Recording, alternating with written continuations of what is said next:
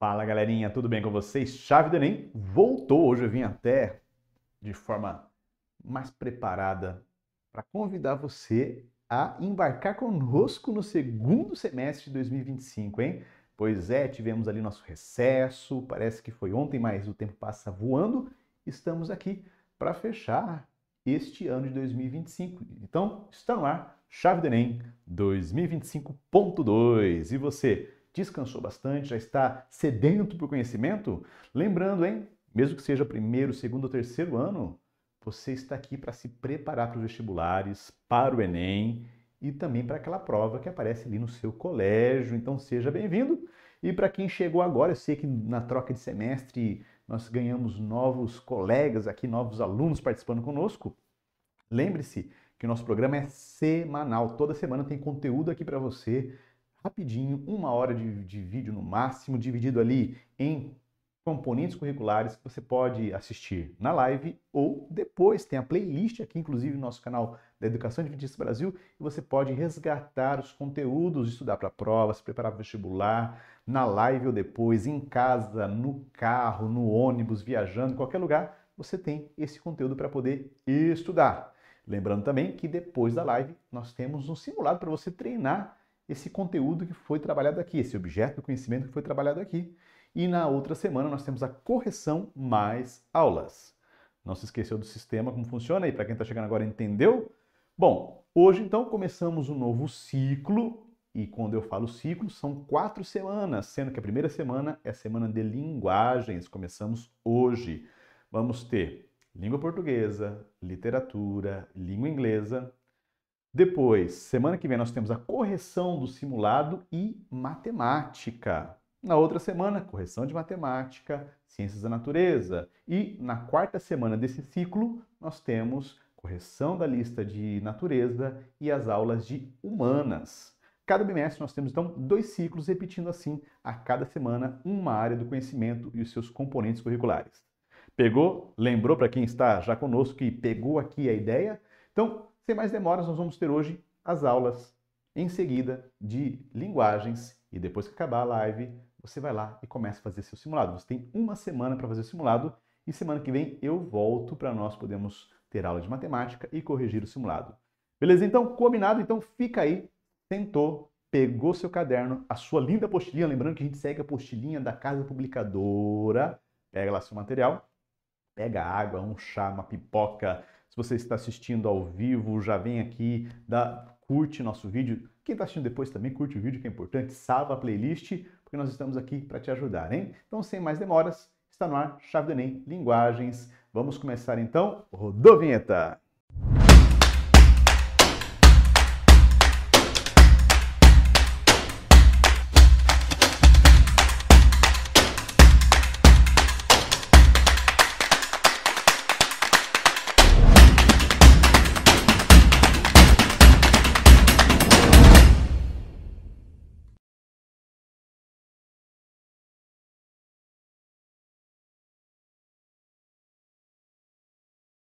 Fala, galerinha! E aí, preparados para mais uma aula aqui no Chave do Enem? E essa é especial, hein? Porque vocês estão chegando aí na reta final do segundo semestre, em que acontecem muitas provinhas, né? Enem, vestibulares. Então, vamos relembrar algumas coisas importantes no Enem. Isso aqui é importantíssimo. Nós vamos falar na aula de hoje sobre parcialidade ou imparcialidade do discurso, que tem a ver com a impessoalização do discurso. Então, a gente vai pensar sobre muitas coisas importantes, tá? Quando a gente fala, quando a gente escreve, será realmente que a gente consegue ser imparcial? Então, essa é a pergunta que eu te faço. Para pensar aí. Será que a gente consegue ser imparcial? Eu vou começar a aula, então, dando para você um exemplo. Eu não lembro muito bem se esse era o título do artigo jornalístico que eu li, tá? Mas era alguma coisa parecida com isso. Certa vez, então, em um livro, inclusive, didático, eu comecei a ler uma matéria jornalística com a minha turma, e essa matéria tinha como título, que eu disse que talvez não seja exatamente esse, mas essa era a ideia, Os 7 Segredos para o Sucesso. Se a gente parasse por enquanto aqui para falar do título, tá? Não falei ainda do que tinha no texto. O que você imaginaria? Sobre o que esse texto falaria? Então, será que ele vai falar sobre questões emocionais? Será que ele vai falar sobre questões econômicas? Será que ele vai falar sobre sucesso? Então, qual é o tipo, qual que é o sentido da palavra sucesso nesse contexto aí? Tá? Então, obviamente que depois da leitura do texto, a gente vai entendendo e talvez, deixa eu voltar um pouquinho a fita aqui, talvez a primeira coisa que venha à sua cabeça é o sucesso financeiro da vida, né? Só que, se você tivesse prestado atenção, e eu vou dizer por mim, inclusive, tá? Na primeira leitura que eu fiz desse texto, se você tivesse prestado atenção onde aquilo foi publicado, talvez a minha visão de sucesso já logo de cara teria sido talvez diferente, mas eu não fiz essa leitura.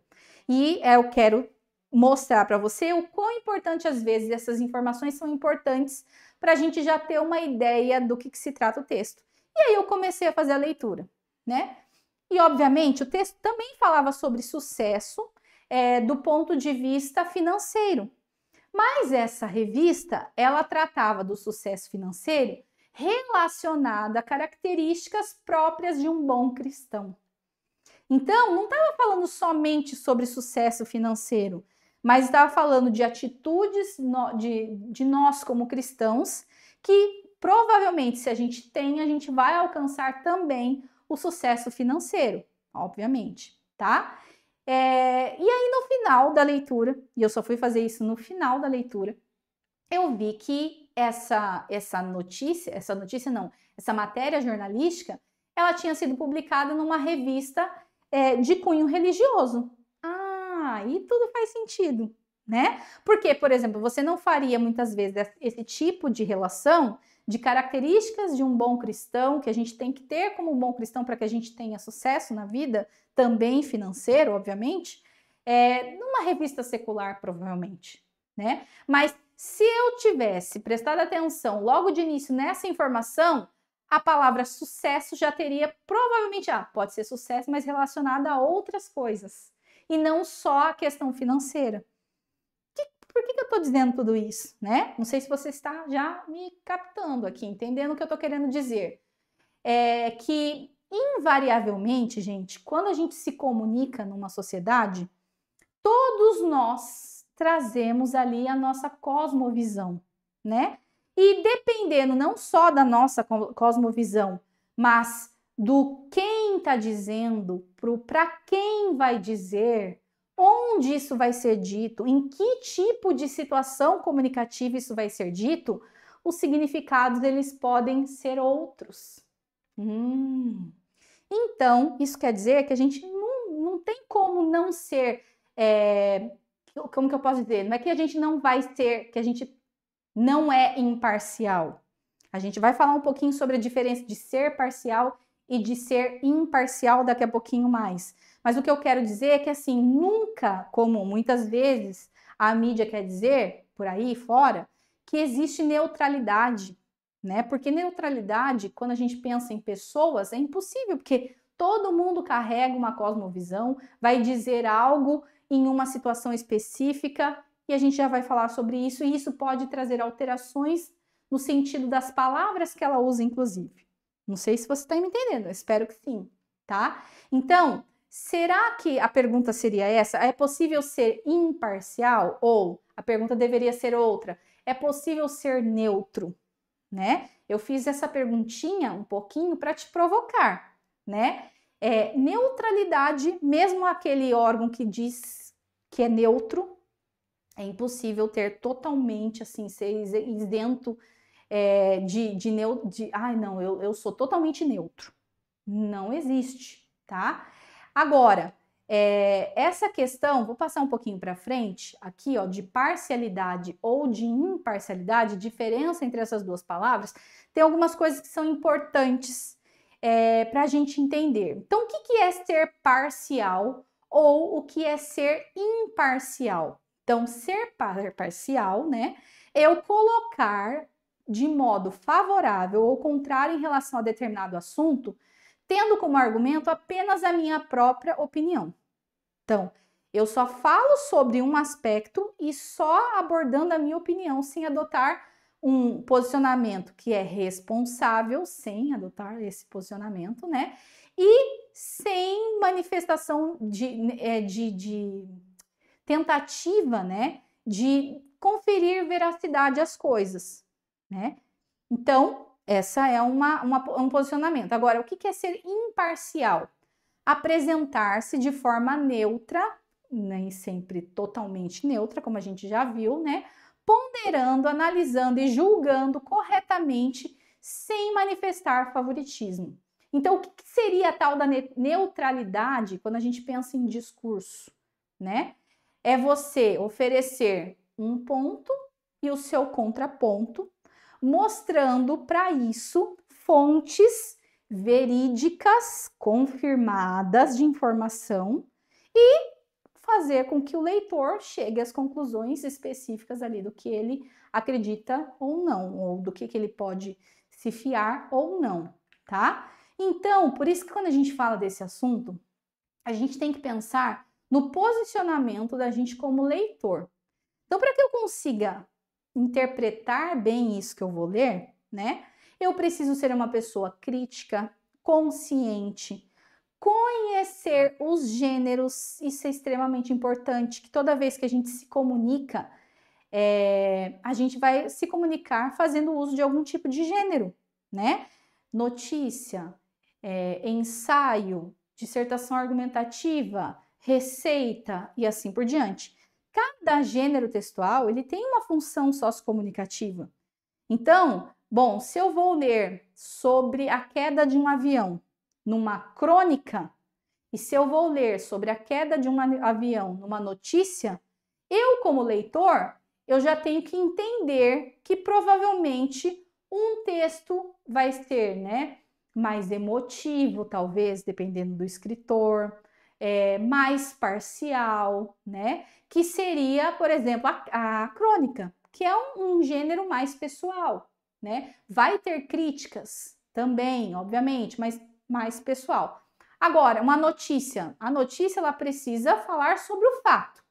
Um avião caiu, quando ele caiu, quantas pessoas morreram, quantas sobreviveram, o que aconteceu e assim por diante. Então, o gênero também me dá uma dica de como eu devo interpretar aquilo que eu estou lendo. Então, isso é um ponto importante que muitas vezes a gente não leva em consideração antes de fazer a leitura do texto, tá? Isso pode, inclusive, no seu vestibular, fazer com que você ganhe tempo, não perda tempo, você ganhe tempo. Porque, por exemplo, se naquele meu primeiro exemplo, antes de fazer a leitura, lá, os 7 segredos para o sucesso, eu tivesse olhado, quem que escreveu isso aqui? Onde isso foi publicado? Que gênero textual é esse? Eu já teria mais ou menos uma ideia do assunto que seria tratado e como esse assunto seria abordado. Então, eu como leitor, antes de fazer essa leitura, eu preciso me conscientizar também disso. Eu tenho que saber quem é o autor. Por quê? Conhecendo o autor, eu já sei qual é a cosmovisão que ele carrega, né? Então, que tipo de ideias normalmente ele relaciona, como que ele trata normalmente esse assunto e assim por diante, tá?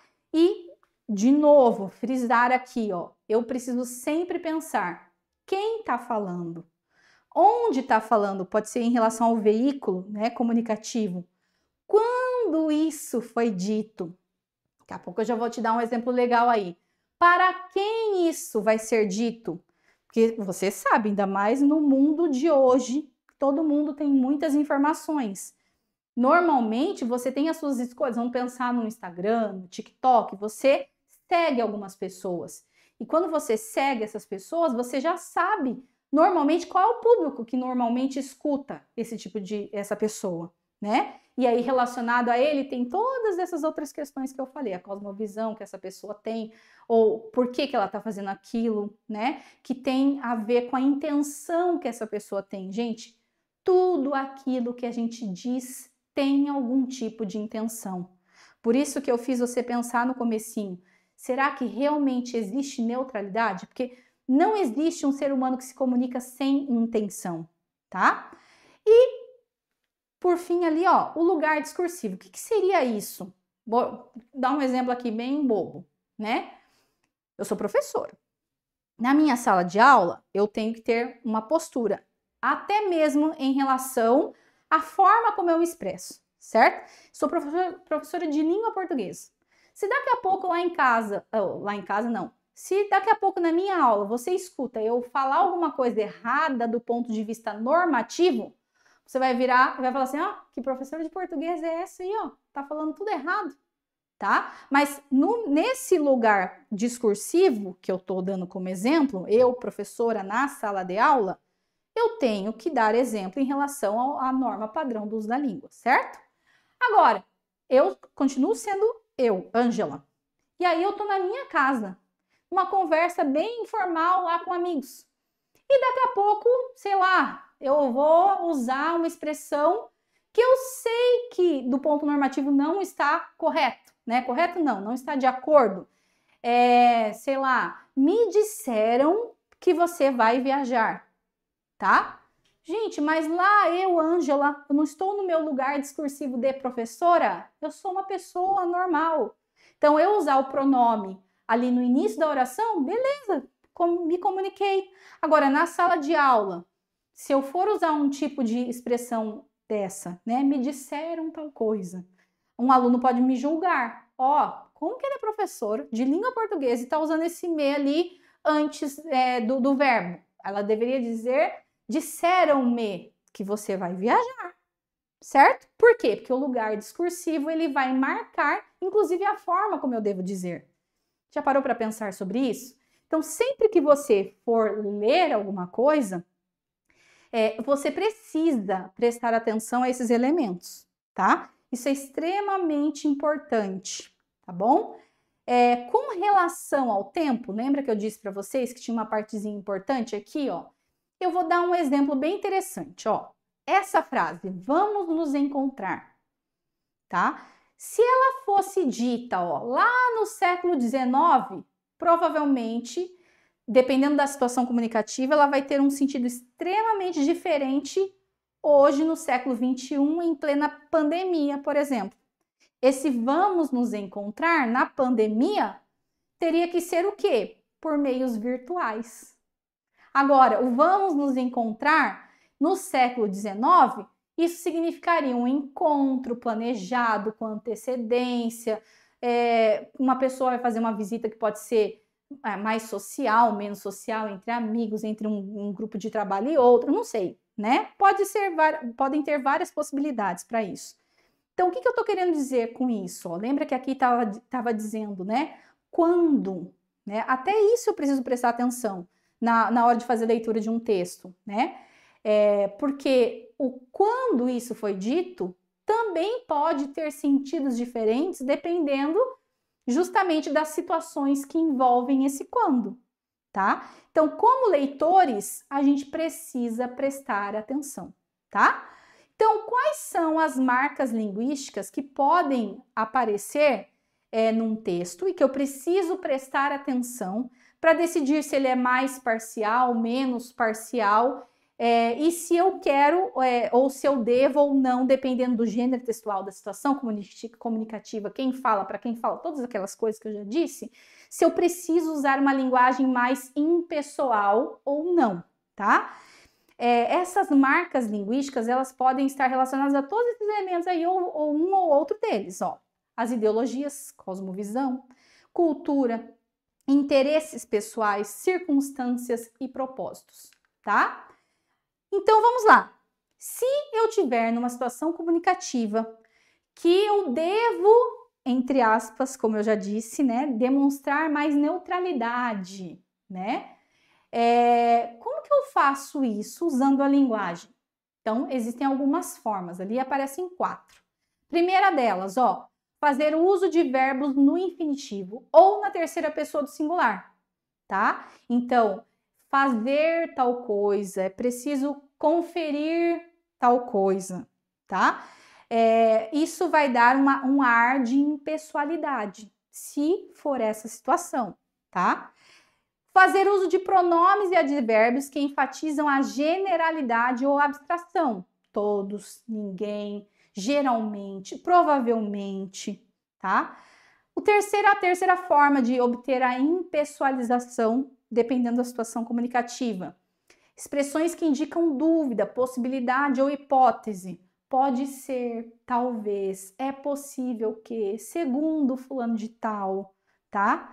E por último, citações de autoridade ou de estudos científicos. Isso aqui garante muita impessoalidade, porque se eu não faço uso disso, é como se eu estivesse tendo a minha própria opinião, e aí eu estou sendo totalmente parcial. Lembra da diferença entre parcialidade e imparcialidade que a gente viu no comecinho da aula?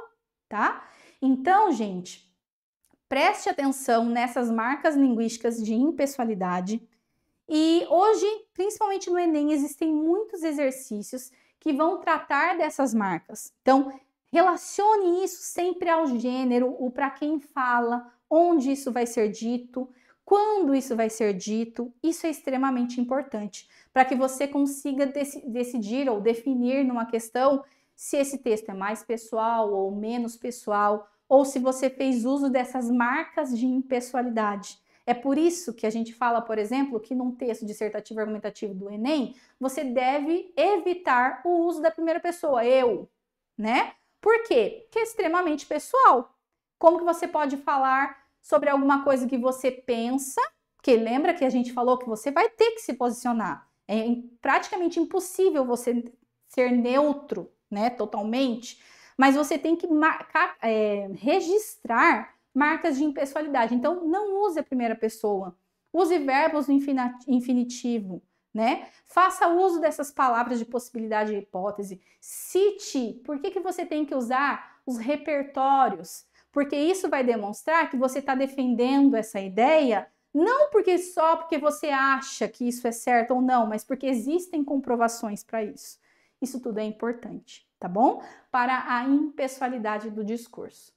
Preste bastante atenção nas questões, prestem atenção nessas marcas linguísticas e arrasem aí nas suas próximas provas, tanto do Enem quanto dos vestibulares, ok? Bom estudo para todos e até a nossa próxima aula.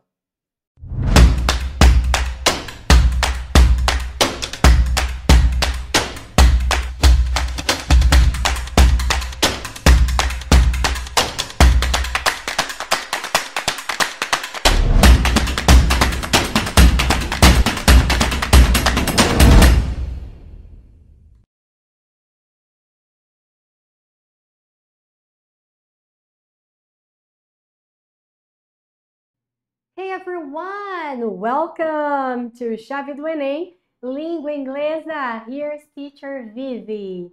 E eu estou aqui com você hoje para continuarmos então desvendando os segredos e os mistérios da prova de inglês do Enem e dando dicas também de leitura de texto e algumas gramáticas que vocês vão encarar aí possivelmente nas suas provas de vestibular. E aí, está descansado?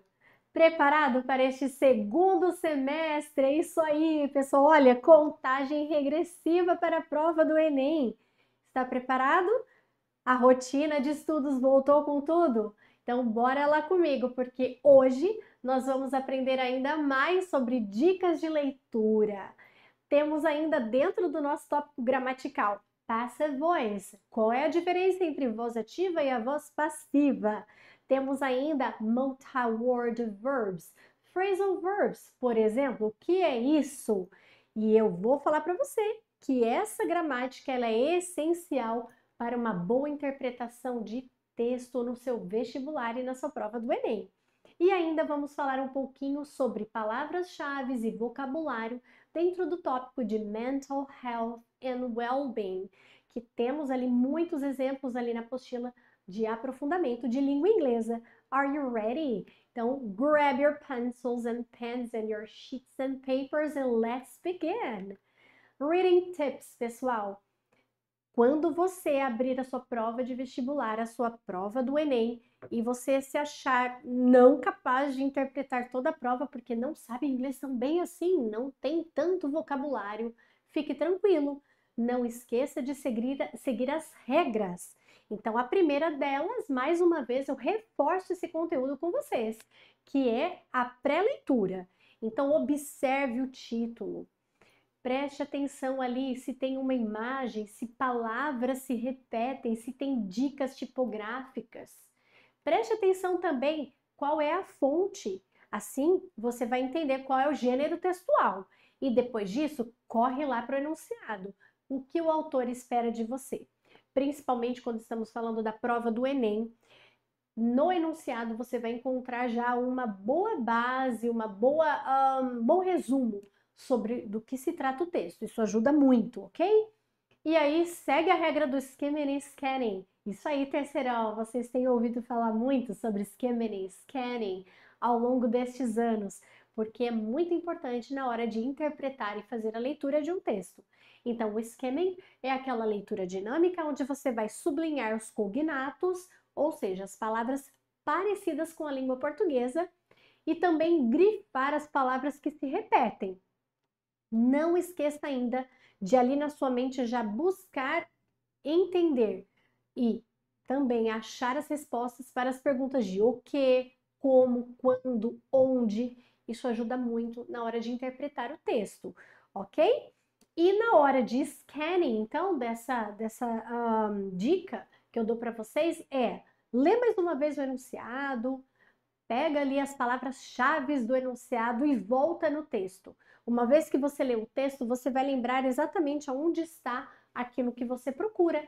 E aí sim você vai ler de uma forma mais detalhada aonde está essa resposta, ok? Leia mais uma vez e aí sim as informações estarão ali e com certeza vai dar bom. Fechou?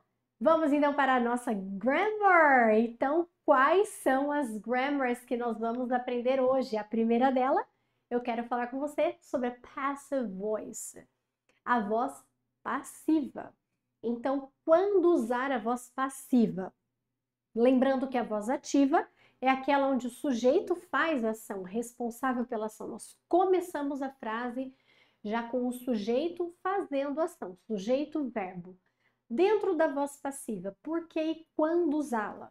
Nós usamos ali a voz passiva, né, como nós estamos vendo, quando nós queremos mudar o foco da frase. Então, se eu não quero focar em quem fez a ação, mas em quem recebeu a ação, eu uso a voz passiva.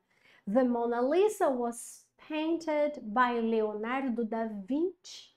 Então, no caso, eu quis enfatizar a Mona Lisa, dar foco a ela, no objeto, em quem recebeu a ação, e não no artista. Outra coisa, segundo lugar ali, ó, when, who, or what causes the action is unknown or unimportant. Então, quando a pessoa que fez a ação, o sujeito não tem tanto interesse, não me chama tanto atenção quanto o objeto, quem sofreu a ação. Então, quando eu falo em many problems have been ignored for too long, é porque o que causou os problemas não é o meu foco, mas sim os problemas, muitos problemas, ok? Então, esse também é um dos usos da voz passiva. Em terceiro lugar, in factual, scientific writing, general subject. E isso é muito importante, porque quando você está lendo uma prova de vestibular ou de Enem, a voz passiva é muito usada em textos jornalísticos, científicos, tá? Então, olha lá, the chemicals are placed in a test tube. Então, os testes, né, as químicas ali, são colocadas dentro do tubo de ensaio. Então, estes elementos é o meu foco. E também é um jeito mais formal de escrita, ok? Então, por isso também que nos textos científicos a gente encontra a voz passiva mais ou muito mais do que em qualquer outro tipo de texto, pela sua formalidade. Bom, quando o sujeito também é muito longo, a gente usa a voz passiva. Por exemplo, como assim, ó? I was surprised by how well the students did in the test. Então, how well the students did in the test. Muito longo, então eu inverto para que a frase fique mais clara e mais simples. E ainda, quando eu quero enfatizar a pessoa ou a coisa que sofreu a ação. Então, olha lá. Insulin was first discovered in 1991 by researchers. Então, nesse caso, o objeto, a descoberta é mais importante do que os pesquisadores, até porque eu não tenho um nome próprio, né? Os pesquisadores quem? Então, o foco da minha atenção está mais no objeto do que nos pesquisadores, no sujeito, nas pessoas, ok? E ali também eu acho interessante, ó, to avoid blame, para evitar a culpa. Então, quando eu falo que mistakes were made associated with a panic or a bank run, which led to liquidify shortages. Então, vocês viram que mistakes were associated or were made associated. Então, para evitar colocar a culpa em alguém ou em algo, eu coloco o que aconteceu primeiro. Ok? Então, esses são alguns dos usos da voz passiva. Agora, vamos ver então essa estrutura, como fica? Então, nós temos aqui, active voice é formada pelo sujeito, o verbo e o objeto, o complemento da ação. Agora, quando eu quero inverter e fazê-lo, então, na voz passiva, o objeto é o foco da atenção, eu faço essa inversão. Vocês viram ali os arrows? Então, nós temos ali a setinha indicando que o objeto vira o foco, vira o sujeito. E o verbo, o que acontece com ele? Eu tenho que colocar o meu verbo to be, ok? De acordo e ali no tempo do verbo principal. Se o meu verbo principal da voz ativa está no presente, o verbo to be fica no presente. Se estiver no passado, o meu verbo to be vai para o passado. Se for para o futuro, o meu verbo to be vai para o futuro. Então, sempre respeitando o tempo verbal da voz ativa. E aí, então, eu ainda assim preciso que o verbo principal se transforme, então, no participle verb. Então, o past participle do verbo principal, no particípio do verbo principal. Não esquecendo da preposição by, porque é por quem é o responsável. E aí sim, vem o complemento da minha sentença, da minha frase, ok? Tá um pouco confuso? Temos exemplos. Bora para os exemplos? Vamos ver então aqui, olha lá. Eu coloquei vários exemplos para vocês, nós vamos ler alguns deles. Então, quando eu tenho um active voice no simple present, por exemplo, Sarah writes a resume. A Sarah escreve o currículo. Então, a resume is written by Sarah. Vocês viram o uso do verbo to be? Is. E por que está no presente? Porque lá na voz ativa, como nós podemos ver, writes está no presente. Então, o meu verbo to be obedece, segue o mesmo formato, is. E qual é o particípio do verbo to write? Written. Então, eu tenho o verbo to be mais o particípio. Não esquecendo da preposição by Sarah. Ok? Então, quem fez a ação? Vamos ver mais um exemplo? E se tiver no present continuous a minha frase ativa? Sarah's writing a resume. Se ela estiver na voz ativa, is writing, eu tenho que colocar esse is como ing. E como faz isso? Ó, Sarah is being. A resume is being. Um currículo está sendo written. Então, o particípio nunca vai mudar. Written. A gente tem que lembrar apenas de obedecer essa regrinha. Se a voz ativa está no presente, verbo to be no presente. Se está no presente contínuo, como acabamos de ver, continua no presente contínuo. Is been. Ok? E aí nós temos vários outros exemplos. O último aqui, past continuous. Sarah was written a resume. Ela estava escrevendo. Então, como fica o verbo to be no passado contínuo? Was being. Então, a resume was being written by Sarah. Ok? Viram a regra? Entenderam como funciona? É isso aí. Por isso que é extremamente importante conhecer os verbos, saber o que é presente, o que é passado, o que é futuro e o particípio de cada verbo. Lembra que são mais ou menos 200 verbos irregulares. É muito importante conhecê-los. E agora nós vamos para a nossa segunda gramática, muito importante. Eu digo para vocês que ela está entre o top 5 most important grammar. É o top 5 das gramáticas mais importantes para o vestibular. Nós estamos falando aqui de phrasal verb, prepositional phrasal verb e tantas outras palavras que mudam completamente o seu significado comparado ao verbo. Então, o que são essas multi-word verbs? Elas são verbos, são palavras que contêm verbos, tá? Só que esse verbo, ele tem junto dele ali, ó, uma partícula ou mais de uma partícula que faz com que essa palavra mude completamente o seu sentido. Tá vendo ali o cartoon? Olha só. Let's hang out with our friends tonight. Sure, as long as we keep our homework up to date. Então, esses são dois exemplos de multi-word verbs, ok? Então, eu tenho o verbo hang, que é pendurar, e eu tenho o verbo keep, que é manter. Só que estes verbos ligados a uma ou mais partículas mudam completamente o seu significado. Pessoal, existem livros enormes sobre multi-words verbs ou phrasal verbs também. E ele muda completamente o seu significado. Um exemplo muito simples é que a gente aprende é o turn on, turn off, phrasal verbs. Então, o que é o verbo turn? Virar. Só que quando ele está com a preposição on, turn on, ele se transforma em ligar. E se eu junto com off, turn off, desligar.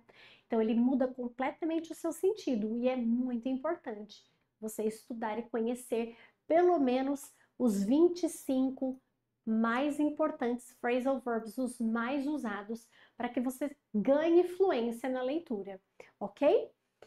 Existem alguns patterns, existem alguns modelos que a gente precisa aprender de escrita destes phrasal verbs para você não ser enganado ali na sua prova de vestibular ou na prova do Enem. Então, a primeira coisa que a gente tem que saber é, se eu tenho ali, ó, she gave back the money. Eu tenho o meu sujeito, eu tenho o verbo, eu tenho ali a minha partícula e o objeto. Então, gave é o verbo dar. Só que quando eu coloco back junto, é de devolver. Give back é devolver. Você viu como mudou o sentido do verbo? Ok? Agora, um outro jeito de falar a mesma coisa é she gave the money back. Ou seja, eu separei o verbo da partícula e tá tudo bem para alguns casos e a gente vai falar um pouquinho sobre isso. Então, she gave the money back. A tradução continua a mesma. Ela devolveu o dinheiro. Mas no inglês eu tenho que prestar atenção, principalmente para que você entenda o sentido, o contexto em que isso tudo está sendo usado, ok? Bom, vamos lá.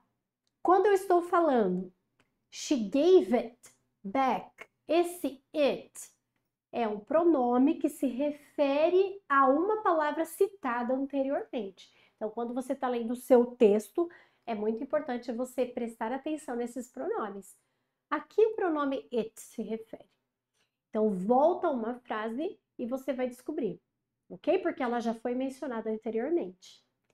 Bom, temos os phrasal verbs chamados de transitive, transitivo, que é do objeto direto, e ainda vamos ver mais para frente o intransitivo, conhecido como objeto indireto. Então, por que isso é importante? É importante saber essas regras? É importante e é interessante você conhecer essas regras. Mas o mais importante é você conhecer quais são estes phrasal verbs, quais são essas multi-word verbs. Conhecer, decorar, tem que ser decoreba mesmo. Mas, se acontecer de você não conseguir aprender todas, lembre-se, tenta tirar o significado dela através do contexto da frase. Isso ajuda muito, ok? Olha aqui o exemplo, ó. I wanna think the offer over. I wanna think the offer over. I wanna think. Quando eu falo eu quero pensar sobre, ou refletir, no caso, né? Sobre a oferta, a pergunta é, eu quero refletir sobre o quê? Então, se minha pergunta é o quê, significa objeto direto. Olha lá o segundo. Nesse caso, eu posso dividir, tá? Eu posso dividir o meu phrasal verb, ou o verbo da partícula. Olha lá. I wanna think over the offer. Porque eu estou falando de objeto direto, então eu posso dividi-lo ao meio, ok? Posso separar. Agora, se eu estou falando de algo intransitivo, intransitive phrasal verb, já é diferente, eu não posso separar. E quais são os casos? Quando eu faço a pergunta para mim sobre onde ou quem.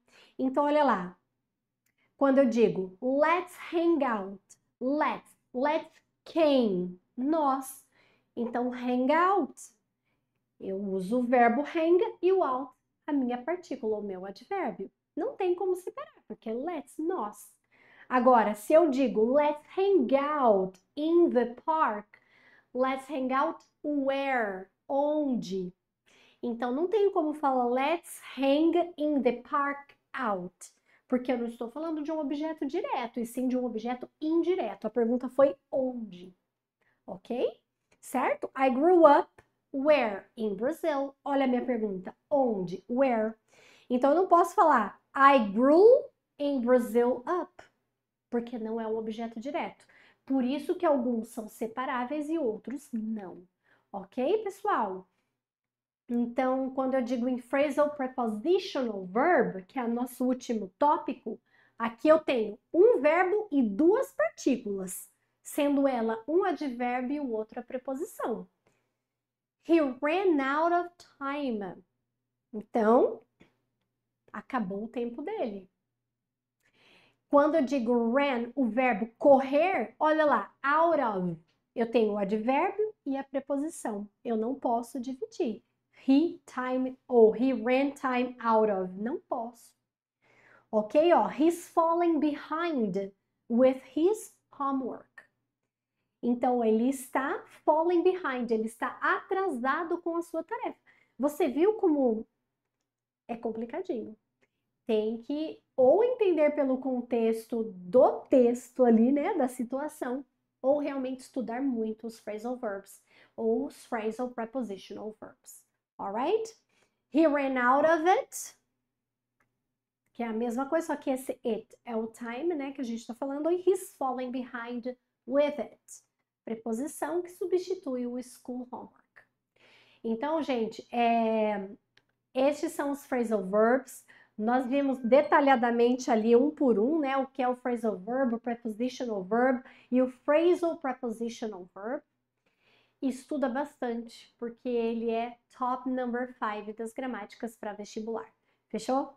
Alright, guys, now pay attention. Fica ligadinho ali no seu simulado. Corre lá, vamos embora, vamos fazer? E eu volto logo mais com a correção. Good luck, guys. See you.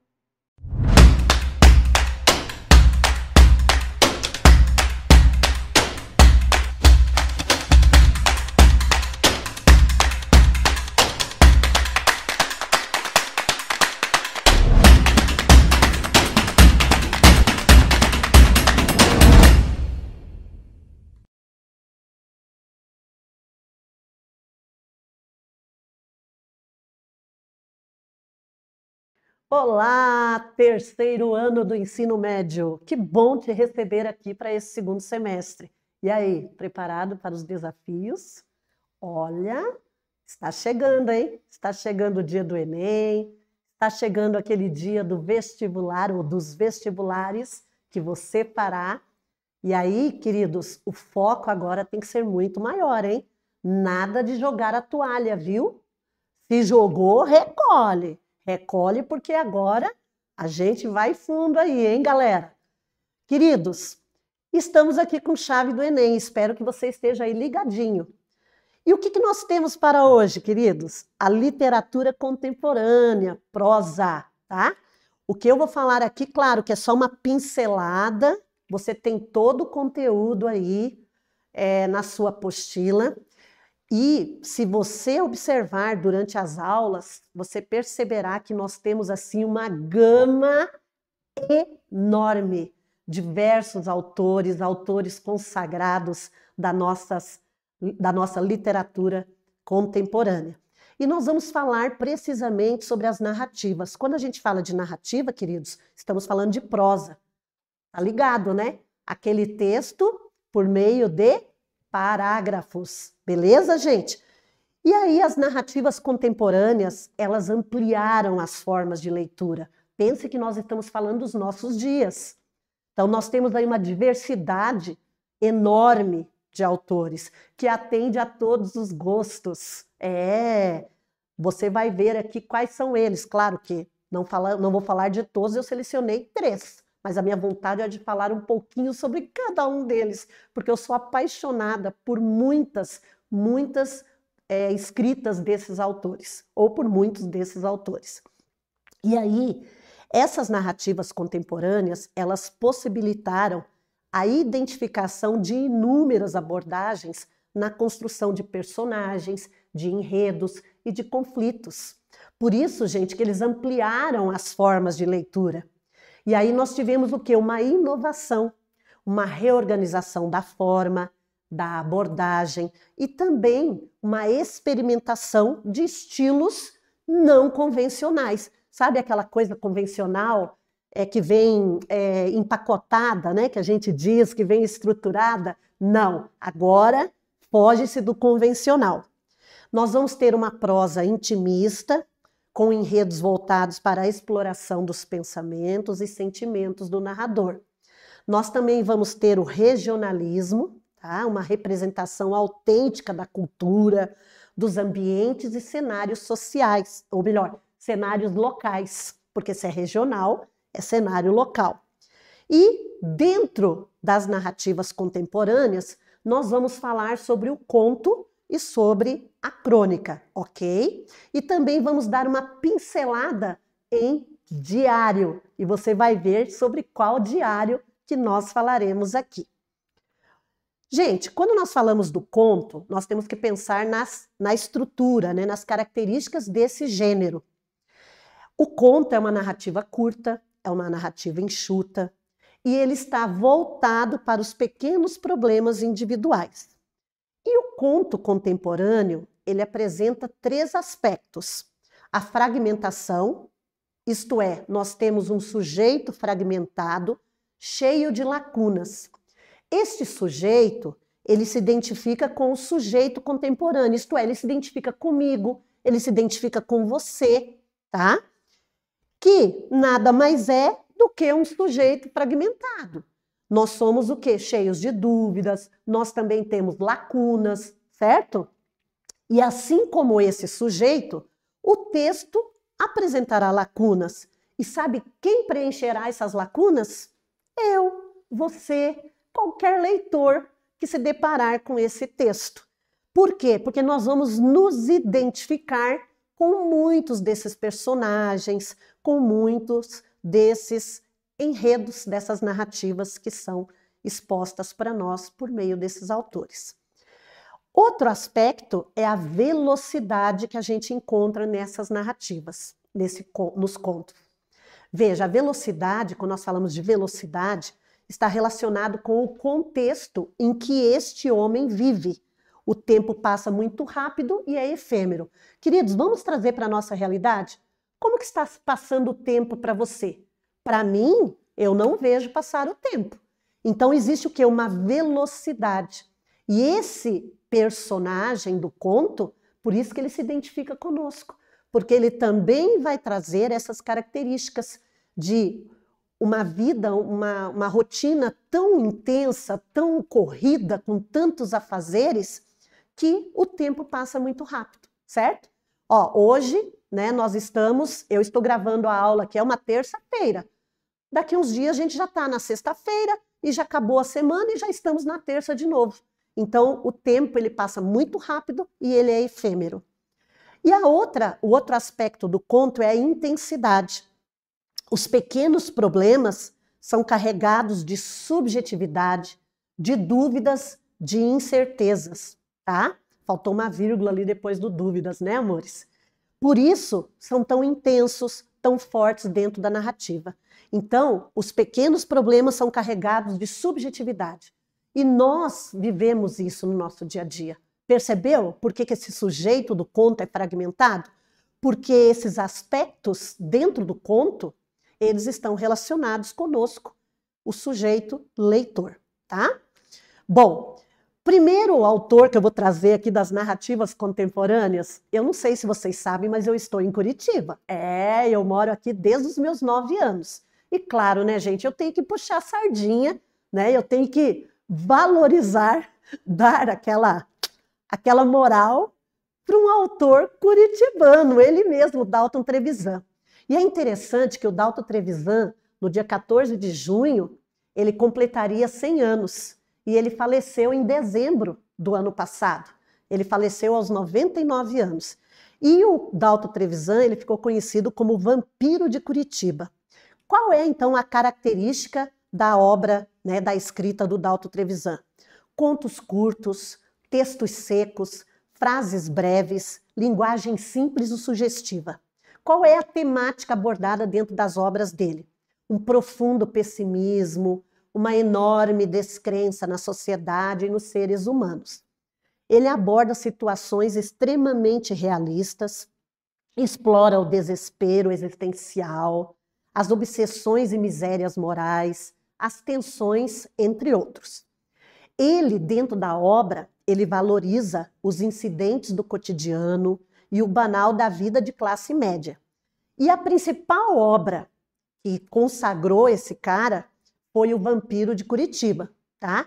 Tanto é que é daí que vem esse apelido do Dalton Trevisan, o Vampiro de Curitiba.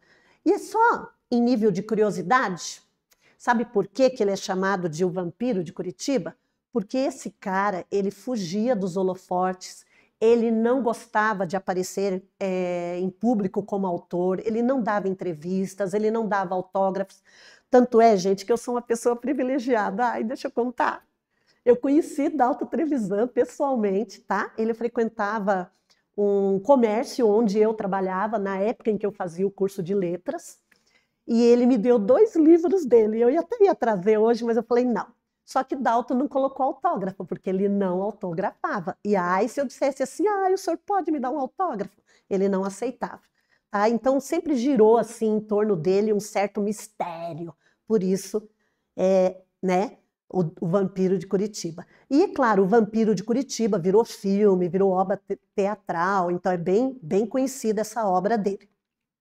E aí a gente sai de Curitiba e vai para o Nordeste. Ai, gente, Ariano Suassuna, que maravilha! Gente, está repleta, as narrativas contemporâneas só tem autores maravilhosos, né? Estou surtando mesmo, porque é um melhor que o outro. Quando a gente fala de Ariano Suassuna, esse cara que faleceu em 2014, eu tive o privilégio de ter uma aula com ele, quando eu fiz o curso de letras.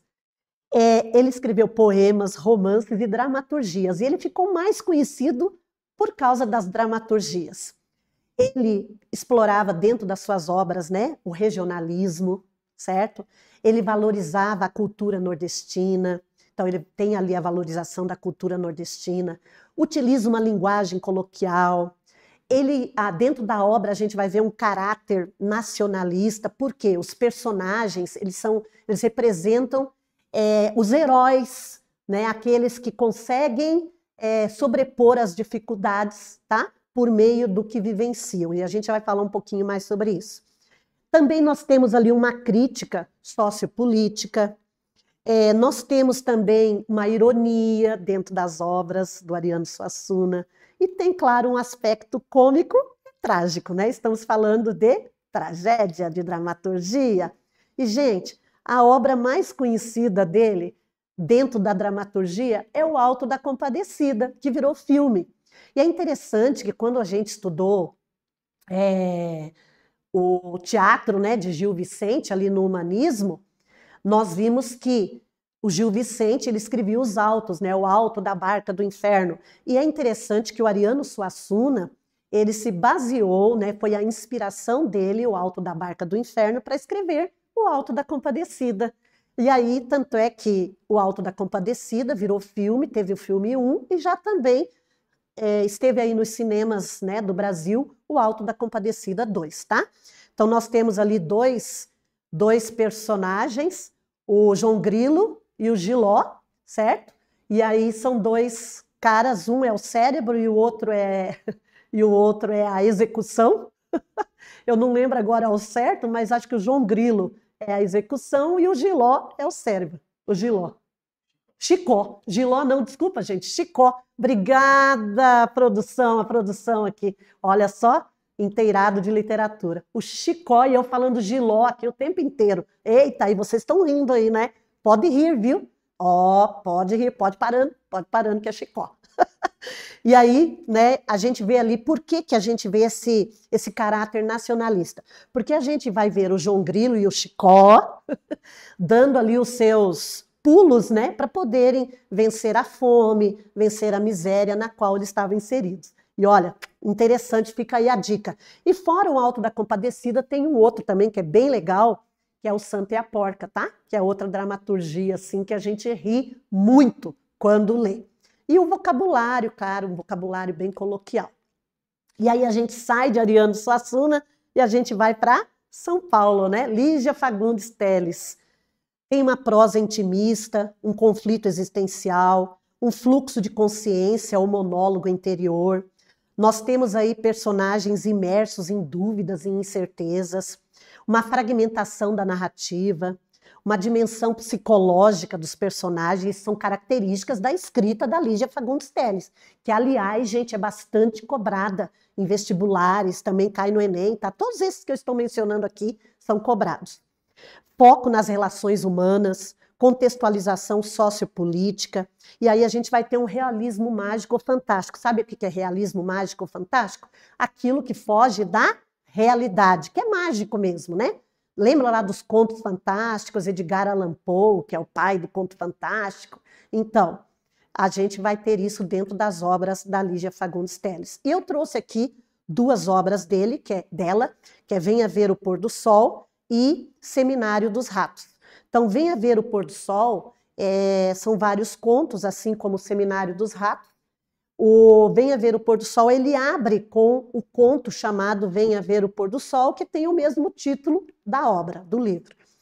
É a história, né, de Ricardo e Raquel, eles são ex-namorados, e o Ricardo, sabendo que a Raquel ela gosta de aventuras, ele marca um encontro com ela numa região bem retirada da cidade, tá? E ali nessa região, nada mais é do que um cemitério, e então a gente vai ver essas questões, ele vai se vingar dela em virtude do namoro que terminou, ele não aceita o término. Então, gente, a gente vê aí uma narrativa, a gente vê bastante intimista, tá? Personagens imersos em dúvidas, né, incertezas, uma dimensão psicológica dos personagens. O foco desse conto está nas relações humanas, que é justamente o término, o rompimento de um relacionamento, que o Ricardo não aceita, mas ele finge aceitar. E aí isso te lembra alguma coisa da nossa realidade, da nossa sociedade, né? Os crimes que acontecem, e eu não queria dar o spoiler, mas eu vou dar, tá? Ele mata a Raquel ali dentro do cemitério, ele deixa ela presa dentro de um dos túmulos. Gente, é cruel. E aí o Seminário dos Ratos, fica aí para você ler, porque o meu tempo aqui não permite comentar, mas aqui a gente vai ver essa característica ali que eu falei da escrita dela, ó, realismo mágico ou fantástico, tá? É uma crítica política que ela faz por meio dessa obra, O Seminário dos Ratos, tá bom? E aí a gente vai para Rubem Fonseca. Esse cara tá aparecendo para vocês ali na parte das crônicas, nas narrativas contemporâneas 2. Mas o Rubem Fonseca, ele foi contista, cronista, e eu trouxe aqui como contista. Então, está lá na página, deixa eu ver se eu coloquei aqui, não coloquei a página, mas está no finalzinho ali, quase no final do módulo 1, tá bom? Bom, o Rubem Fonseca, ele, dentro das suas obras, ele tem uma linguagem clara e objetiva, ele tem uma linguagem coloquial, utiliza uma linguagem coloquial, apresenta mais fatos e menos reflexões, e ele tem também ali elementos dentro dos seus contos, ele traz elementos do cotidiano urbano, tem um caráter realista, uma narrativa de ação e suspense, ele faz crítica à hipocrisia e à corrupção, ele tem um olhar focado nas desigualdades sociais, ele faz denúncias acerca do abuso de poder. Dentro dos seus contos também a gente vai ter ali o humor, a ironia, e vai ter uma explicitação do vazio existencial. Desse vazio existencial que hoje, né, lembra que eu falei que as narrativas contemporâneas, nós vamos ter um sujeito fragmentado que se identifica com cada um de nós? Então, essa explicitação do vazio existencial, o ser humano vive um vazio existencial, certo? A busca de algo por meio, muitas vezes, de coisas materiais para tentar suprir esse vazio existencial e não supre. E aí, gente, Feliz Ano Novo é um dos seus livros mais conhecidos aí de contos, e aí a gente tem o outro ali, né, O Melhor de Rubem Fonseca, que é um outro também, um apanhado aí, né, dos seus contos. E aí dentro do Feliz Ano Novo, deixa eu contar rapidinho aqui, só para você ver como a escrita desse cara se identifica conosco, com esse sujeito que sou eu e você, dentro dessa sociedade contemporânea. Um cara sai todos os dias, isso é um conto que está dentro da obra Feliz Ano Novo, se chama O Outro. Ele sai todos os dias para o trabalho, e aquela rotina passa sempre pelo mesmo local, e ali no semáforo ele se depara com um sujeito pedindo dinheiro. Ele dá dinheiro para o cara no primeiro dia, no segundo dia, no terceiro dia, e sucessivamente por alguns dias. Só que chega um dia ele fala assim, peraí, todo dia esse cara está lá, todo dia eu estou dando dinheiro para ele, o cara não muda estilo de vida? Vou mudar o meu percurso, meu trajeto, porque eu não quero dar mais dinheiro para esse cara. E ele então muda o trajeto, tá? Não vou dar o final do conto. O que acontece? Vamos trazer para nós? Isso não acontece conosco também? A gente, olha, ele traz elementos do cotidiano urbano. Quantas vezes nós passamos por pessoas que estão pedindo ajuda para nós? A gente ajuda uma, duas, mas aí chega um momento que a gente o quê? A gente não quer mais, né, se envolver, nós não queremos queremos interagir com essas desigualdades sociais. Então, isso acontece comigo, isso acontece com você. Por isso que se chama o outro. Muitas vezes não temos essa empatia com o outro, não estamos preocupados com esse outro, porque nós vivemos o nosso mundo, estamos preocupados com a nossa vidinha, com aquilo que a gente quer possuir, até mesmo para poder preencher esse vazio existencial. Gente, é aquilo que eu falei. A literatura, as narrativas contemporâneas estão muito, muito relacionadas com cada um de nós. Ó, não esqueça que terminando a minha aula, que aliás já acabou, tem simulado para você. E a gente se encontra logo mais. Tchau, um abraço.